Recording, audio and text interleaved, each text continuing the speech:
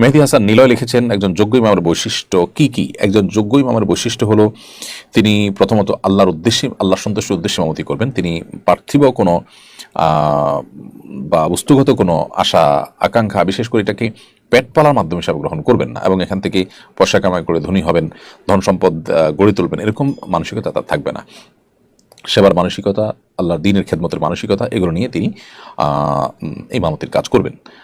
দ্বিতীয়ত, ইমামতি করার ক্ষেত্রে তিনি কোরআন এবং হাদিসের আলোকে মানুষকে পরিচালনা করবেন, মানুষকে দ্বীনি শিক্ষা শিক্ষিত করবেন। একজন ইমাম হিসাবে সমাজের নেতৃত্বের জায়গায় যেন মসজিদ আসতে পারে, তিনি আসতে পারে, সেজন্য তিনি কাজ করবেন।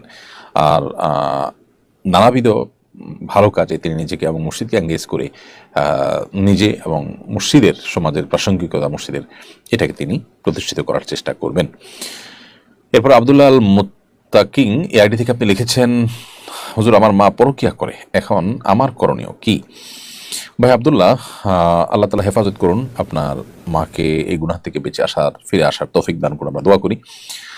নিজের মাই যদি এরকম অপরাধে জড়িত হয়, তাহলে সেক্ষেত্রে আপনি আপনার নানা নানি, দাদা দাদি, অন্যান্য যে সমস্ত মুরব্বীরা আছেন যাদের মধ্যে আল্লাহর ভয় আছে, ন্যূনতম অপরাধ বোধ আছে, কোনো গুনাহের ব্যাপারে আল্লাহর ভয় তাদের অন্তরে লালন করেন, এরকম যারা আছেন, পরিবারের সিনিয়র সদস্যরা আছেন, তাদের মাধ্যমে আপনি এটা প্রতিকার করবার উদ্যোগ গ্রহণ করবেন।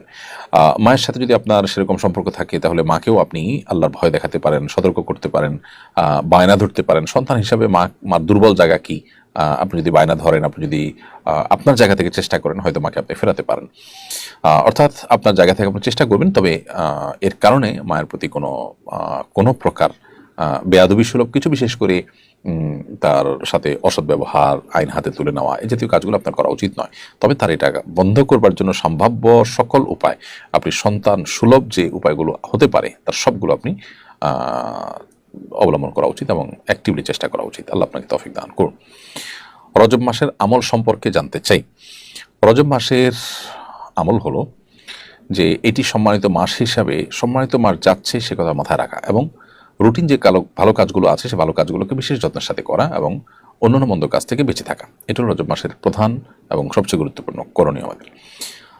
এরপরে হাসি আহমেদ আপনি লিখেছেন, আমার শ্বশুর বড় 2 ছেলেকে 38 শতক জমি দিয়ে গেছেন, কিন্তু ছোট ছেলেকে কিছু দেননি, এতে কি ওনার গুনাহ হবে? যদি আপনার শ্বশুর আপনার বর্ণনা মতে বড় 2 সন্তানকে 38 শতক জমি দিয়ে ছোট সন্তানকে কিছুই না দেন, অবশ্যই তিনি গুনাহগার হবেন। কারণ সন্তানদের মধ্যে বৈষম্য করা বাবা মার জন্য এটা অপরাধের কাজ। নবী করিম সাল্লাল্লাহু আলাইহি ওয়াসাল্লাম নিষেধ করেছেন।